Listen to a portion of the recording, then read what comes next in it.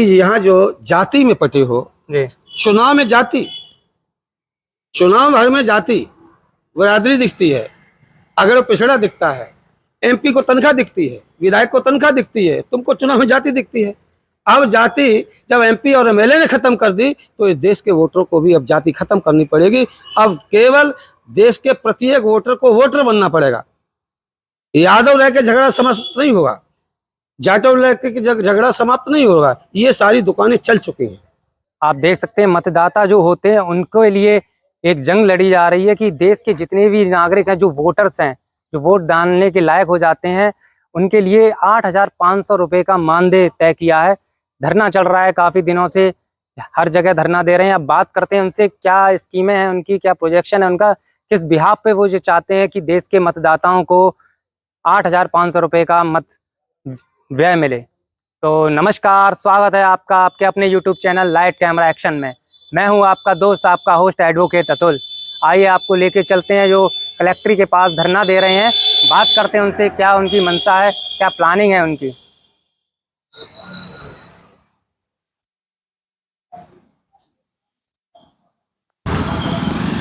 दादा नमस्कार, पहले तो आपका स्वागत है हमारे YouTube channel light camera action में।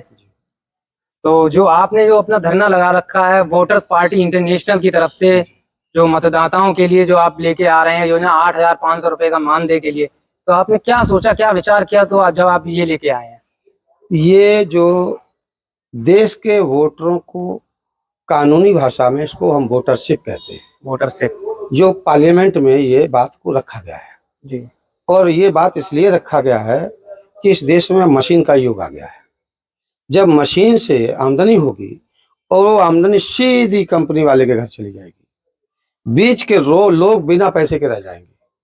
तो जिनके पास पैसा नहीं पहुंचेगा वो भूखे मरेगा। ऐसी कंडीशन में एक व्यक्ति भरत गांधी, जिन्होंने इस पर भारी सर्च किए और सर्च करके उन्होंने 222 पेज का एक प्रस्ताव लिखा। उस लिखे हुए प्रस्ताव में ये कहा गया कि जब इस देश में लोकतंत्र है, भूमि सीलिंग एक्ट की कानून पार्लियामेंट बनाती है और राजाओं की संपत्ति छीन लेती है, जमींदार की जमींदारी छीन लेती है। जब ये सब कुछ हो सकता है तो कानून में यह भी पावर है कि एक भूमि सीलिंग एक्ट की तर्ज पर धन सीलिंग एक्ट की कानून बनाओ। एक व्यक्ति के पास इतना धन न रहे जो कि वो व्यक्ति भारत की संपत्ति खरीदने की हैसियत में आ जाए। अगर भारत की संपत्ति कोई खरीदता है तो वो भी दोषी है जो भारत की संपत्ति, सरकार की संपत्ति खरीद रहा है। अगर कोई रेलवे का एक लोहा, एक पुर्जा अगर वो उठा के चोर बेच देता है तो चोरी का इल्जाम लगता है, राष्ट्रद्रोह का मुकदमा लगता है। तो यहाँ तो हमारे देश के लोगों ने पूरा जो है मतलब प्लेटफॉर्म ही बेच दिया, हवाई अड्डा बेच दिया, तो वो कानून पता नहीं कहाँ रहे। वो तो सरकार की पॉलिसी ये है कि प्राइवेटाइजेशन हो जाएगा तो चीजें बेहतर हो जाएंगी। अच्छा, ये सरकार ने प्राइवेटाइजेशन कर दिया। सरकार ने अगर प्राइवेट व्यवस्था को ठीक समझता है तो प्रधानमंत्री की कुर्सी को प्राइवेट कर दो। यहाँ चुनाव का जरूरत है, अपनी कुर्सी के लिए चुनाव कराओगे तो लोग फिर तो जिसपे पूंजीपति व्यवस्था होगी तो वो तो चीजों को ग्रैब कर लेगा। तो इसलिए यहाँ एक नई खोज जो की गई है उसमें ये कहा गया कि अगर लोकतंत्र चलाने वाले लोग हर महीना सैलरी लेंगे, 5 लाख रुपया प्रधानमंत्री राष्ट्रपति लेंगे, 3 लाख 4 लाख रुपया आपके प्रधानमंत्री लेंगे, विधायक भी लेंगे, आपके जज साहब भी लेंगे, सबको सैलरी चाहिए चपरासी तक। और जिसने लोकतंत्र खड़ा किया है, मतलब लोकतंत्र बनाने का काम किया है, वो वोटर है। अब जब उसका नंबर आता है तो ये बड़े सावधानी से, चतुराई से उसमें कहते हैं कि गरीबी रेखा के अंदर आएगा। अगर कोई व्यक्ति सरकार के खजाने से कुछ लेना चाहता है तो वो गरीबी रेखा के अंदर आएगा तो कुछ सरकार देगी। यदि गरीबी रेखा के अंदर नहीं आएगा तो सरकार से कोई आइटम। जैसे आप गौर करिएगा, पूरा शब्द है मतदान। जब आप दान ही कर रहे हैं तो आपको उसका पैसा क्यों मिले? हाँ, बिल्कुल ठीक है।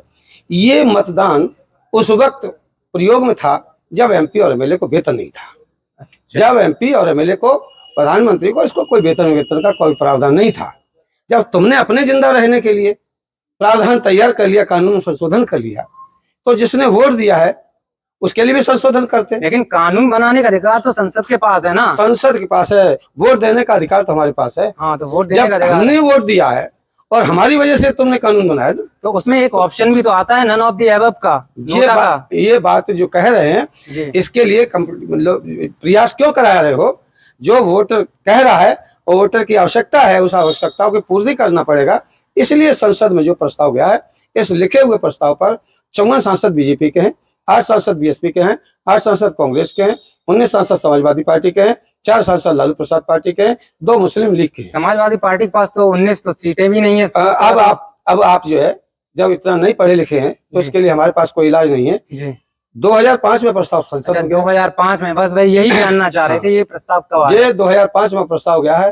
5 तारीख को 2005 में 5 तारीख को सदन में ये प्रस्ताव गया। 6 तारीख पर इस पर कानून बनना था। कानून बनने के लिए जब प्रस्ताव की कॉपी जाती है तो सत्ता पक्ष और विपक्ष दोनों को कॉपी दी जाती है।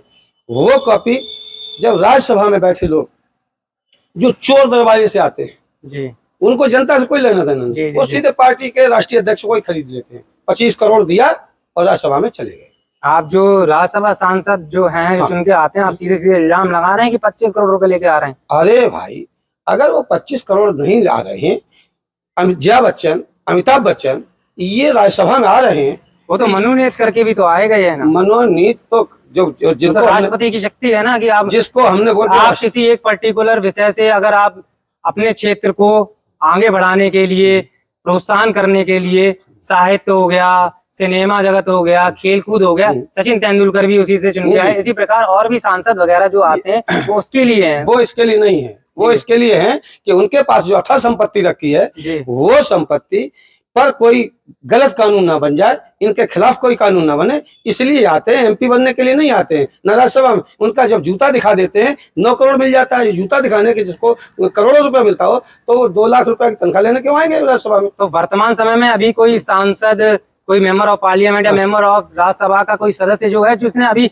वर्तमान समय में भी आपको सपोर्ट कर रहा हो? वर्तमान समय में जी अभी किसी का कोई समर्थन नहीं है। अच्छा, वर्तमान समय में कोई नहीं है। ये 2005 में ही 2005 का जो प्रस्ताव है, ये प्रस्ताव राज्यसभा में भी गया। राज्यसभा में जब गया है तो उपराष्ट्रपति हामिद अंसारी ने कहा, अच्छा हामिद अंसारी जी ने कहा कि ये पार्लियामेंट के जो मेंबर हैं ये बिना पढ़े लिखे लोग होते हैं, हो सकता है दस्तखत कर दिए हो 137 सांसदों ने।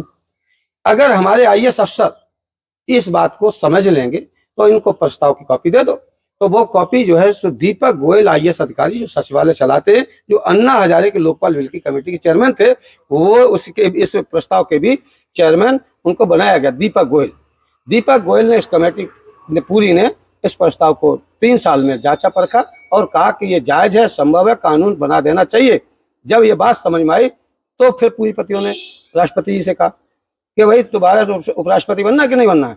दोबारा उपराष्ट्रपति बनने के बिना पर उपराष्ट्रपति ने भी उस पर लिख दिया कि यह संसद में पुनः चर्चा कराई जाए, तो राज्यसभा में भी रोक दिया। उसके बाद अब हम लोग जो है पहले ये तय किया था कि पार्टी के सिर्फ सांसद सबके चाहते हैं, सपा के सांसद चाहते हैं कि वोटरशिप लागू हो, बसपा के सांसद चाहते हैं वोटरशिप लागू हो, कांग्रेस के सांसद चाहते हैं लोग वोटरशिप लागू हो, भारतीय जनता पार्टी के सांसद चाहते हैं कि वोटरशिप लागू हो। जब सभी के सांसद चाहते हैं तो रोक कौन रहा है? रोक रहे थे ये पार्टी के राष्ट्रीय अध्यक्षों के द्वारा रुकवाया गया। और ये पूंजीपतियों ने कहा कि अगर भूमि सीलिंग एक्ट की तर्ज पर अगर धन सीलिंग एक्ट का कानून बन जाएगा तो हमें धन रखने का अधिकार खत्म हो जाएगा। हम 1 साल में 6 फैक्ट्रियां लगाते चले जाते हैं, इसकी हम कोई जांच एजेंसी काम नहीं करती। जैसा कि अब देश में इस टाइम वोटर्स की संख्या काफी ज्यादा, अगर हर वोटर्स को 8,500 रुपए दे दिया जाएगा तो आपको नहीं लगता ये इकोनॉमी कहीं परेशान होने की उम्मीद है? ये जो इकोनॉमी पर बिना पढ़े लिखे लोग बात करते हैं इकोनॉमी जी, जब वो विदेश लेके भाग गए, कई लाख करोड़ लेके भाग गए, तो इकोनॉमी में गड़बड़ नहीं किया। ऐसा कोई घोटाला नहीं है जो 50 करोड़ से नीचे हो, तो कोई इकोनॉमी में गड़बड़ नहीं हुआ। जब वोटर की बात आई तो इकोनॉमी गड़बड़ करने लगी। पार्लियामेंट के मेंबर को तनख्वाह बढ़ेगी तो इकोनॉमी गड़बड़ नहीं होगी, प्रधानमंत्री की तनख्वाह बढ़ेगी तो इकोनॉमी गड़बड़ी नहीं आएगी। केवल वोटर को पैसा, वो पैसा है जो पैसा योजना के माध्यम से एक वोटर पर 2005 में पी चिदम्बरम वित्त मंत्री के माध्यम से रिपोर्ट पेश की गई कि टोटल रुपया इतना रुपया दिल्ली से भेजा जाता है। ये हम नहीं कहते, पी चिदम्बरम ने बताया है। इससे पहले स्वर्गीय राजीव गांधी ने भी कहा कि हम अगर दिल्ली से 10 रुपया लोगों को भिजवाना चाहें तो लोगों के हाथ में मात्र 10 रुपया पहुंचते हैं, 90 रुपये बीच के दलाल खा जाते हैं। हम थोड़ी कहते हैं, ये तो पूर्व प्रधानमंत्री कह चुके। जनता का एक सवाल है, जनता का जी जनता एक सवाल पूछना चाह रही है। एक सवाल है कि आम आदमी क्या मतलब कब तक माने कि आप अपनी जो आप ये कर रहे हैं, कार्य कर रहे हैं लोगों को दिलाने का, उनका जो वोटर जिनके वोट बने हैं, जिनके वोटर कार्ड बने हैं, उन्हें 8,000 कितने रुपए 500 रुपए प्रति माह। तो आम आदमी का सवाल ये कह रहा है कि कब तक ये सफल रहेगी आपकी योजना, क्या लगता है आपको? हाँ, ये जो आम आदमी जो कह रहा है कि सफल कब होगी, ये तो सफल कल हो जाएगी। अगर वोटर को समझ में आ जाए कि हमारा रुपया फला आदमी के पास है, तो वो तो छाती चढ़ के वसूल कर लेगा 2 घंटे में, तीसरा घंटा नहीं लगेगा। अगर ये बात जो हम गांव-गांव के लिए जो प्रचार प्रसार की व्यवस्था किए हैं, ये बात वोटरों तक सही से पहुंच जाए कि हमारा पैसा, और विधायक जी को 40 लाख की गाड़ी आई, भैया कौन से भट्टा पीट पाती, हिसाब कर लो ना जी। बाप बेटे से हिसाब होता है, भाई भाई से हिसाब लेते हैं, पति पत्नी से हिसाब होता है, तो एमपी एमएलए किसका रिश्ता लगता है? क्यों नहीं पूछ रहे हो? पिछले चुनाव में हमने वोट दिया था तब तुम्हारे पास साइकिल थी, और जैसे ही तुम्हें प्रमाण पत्र मिला वही 40 लाख की गाड़ी आई, लड़का की अलग, बिटिया की अलग, दामाद की अलग, कुत्ते की, गधे की गाड़ी अलग, वहां तो गाड़ी का ठेका हो गया। तो हमें पूछना चाहिए, देश के वोटर को पूछना चाहिए कि भाई एमपी साहब ये कहाँ से भट्टा पीटे पाती और तब में गाड़ी लेके आ गए। चलो वो तो उन्होंने चलो गाड़ी जुटा ली। अब जैसे आप जिन लोगों के लिए लड़ रहे हैं वो तो कोई आपके जैसे अभी यहाँ तो आप अकेले ही हैं, कोई समर्थन में आते भी हैं लोग कि नहीं आते हैं? यहाँ अब तक जो है लगभग 60,000 लोगों तक हमारी लिखित पढ़त में बात पहुंच गई है। अच्छा जी। 60,000 लोगों, गांव-गांव हमारी टीम जाती है। जैसे जो आपने बताया कि सदन में ये आपका जो विधेयक पहुंचा था पारित होने के लिए, इसकी कॉपी वगैरह है आप पर या कोई डॉक्यूमेंटेशन वगैरह है डॉक्यूमेंट्स जो हम अपने चैनल के माध्यम से देश के दर्शकों को दिखा दें? अभी आपको कोई वो नहीं देंगे, लेकिन आपको नेट पे पड़ा है सब कुछ जी। 96 1 2 3 4 5 6 नंबर है, उसको लगा के सुनो। नेट नंबर जरा एक बार दादा से हम फिर बुलवा रहे हैं, आप इनने जो कहा है वो अगर सही है कि नहीं है आप कमेंट बॉक्स में बता सकते हैं। हाँ। नंबर एक बार जरा फिर से बोल दीजिएगा। 96 1 2 3 4 5 6, ये पार्टी का पूरा सिस्टम की जानकारी इस नंबर से आपको मिल सकती है। अगर आप इनकी पार्टी के यहाँ कॉल करेंगे तो वो आपको पूरा डॉक्यूमेंटेशन प्रोवाइड करा देगी, आपका ये कहना है? हाँ।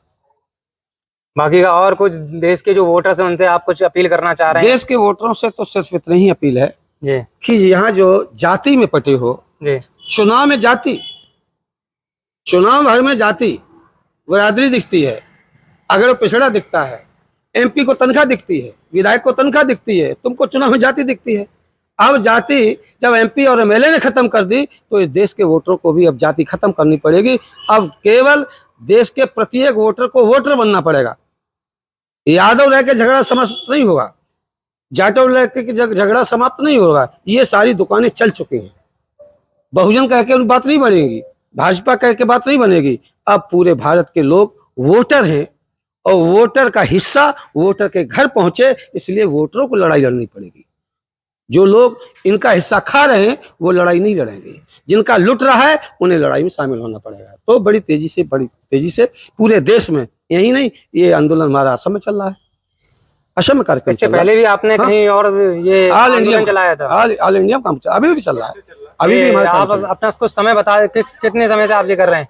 ये हम 2005 में ये प्रस्ताव गया है और 2008 में मुझे जानकारी मिली है। उस दिन से हमने ये तय कर लिया है कि ये वोटरों का पैसा वोटरों के घर पहुंचाने में पूरा जीवन इसी में लगा दो, ताकि लोगों के घर में पैसा पहुंच जाए। अगर नहीं लेंगे तो हम तो मास्टर पढ़ाने निकले।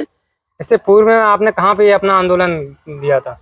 इससे पूर्व में आंदोलन तो जो है पूरे प्रदेश में जगह जगह आंदोलन होते हैं। मैनपुरी से पहले आपने कहाँ पर ये? फरुखाबाद में 49 दिन धरना चला हमारा जी। और बीच में चुनाव आ गया, प्रशासन हमारा सपोर्ट करता है, वो कहता है। आपको लगता है आपके जीवन काल में आप इस नो, आपको कुछ चिंता न करिए, ये 2 सेकंड का खेल है। अच्छा, 2 सेकंड का? 2 सेकंड का खेल है। 2 सेकंड नहीं, वो वक्त होता है ना, हर चीज का वक्त होता है। हम अपनी तो पढ़ाई कर लेंगे। मैनपुरी में आपका कब तक ये पड़ाव रहेगा? ये अगली जो है 15 जुलाई तक यहाँ रहेंगे। उसके बाद जो है उसमें शाहजहाँपुर में कार्यक्रम लगेगा। यही अगला पड़ाव शाहजहाँपुर जिले में जाएगा। तो एक बार आप हमारे YouTube चैनल पर अपना परिचय और दे दीजिएगा। मुझे सादेश अली मसीह वोटर पार्टी के प्रदेश अध्यक्ष कहते हैं और इस मूवमेंट को रनिंग कर रहे हैं पूरे देश भर में। माननीय भरत गांधी, जो विश्व आत्मा भरत गांधी उनको कहा जाता है, IAS की परीक्षा पास करने के बाद उन्होंने जो है इस कदम को उठाया है। और उस दिन से लेके जिस दिन से कदम उठाया उन्होंने, उस दिन से ना तो शादी करने का फैसला कर लिया, शादी भी नहीं करेंगे, घर नहीं बनाएंगे और कोई सरकारी संपत्ति नहीं जोड़ेंगे। आज भी वो जो है भिक्षा पा देते हैं, जो कार्यकर्ता उनको दे देते हैं, वही खाते पहनते हैं और पूरे देश में ये आंदोलन को चलाने में लगी हुई। तो देखा आप सभी ने कि ये अली जी थे जिन्होंने वोटर्स पार्टी इंटरनेशनल की तरफ से वोटर्सों के हितों के लिए, उनकी मांग के लिए, उन्हें 8,500 रुपये का मानदेय दिलाने के लिए धरना दे रहे हैं, आंदोलन चला रहे हैं। मैनपुरी में कलेक्ट्रेट पे ये धरना दे रहे हैं। अब आपकी क्या राय है? क्या आप इनके तर्कों से सहमति प्रदान करते हैं? अगर हाँ, आपको इनके तर्क अच्छे लगे, आपको इनकी बात अच्छी लगी, तो कमेंट बॉक्स में आप अपनी राय ज़रूर दें। जुड़े रहिए ऐसे ही मोर वीडियो से और वीडियो को ज़्यादा से ज़्यादा शेयर करिए। मैं हूँ लाइट कैमरा एक्शन से अतुल यादव, एडवोकेट। धन्यवाद।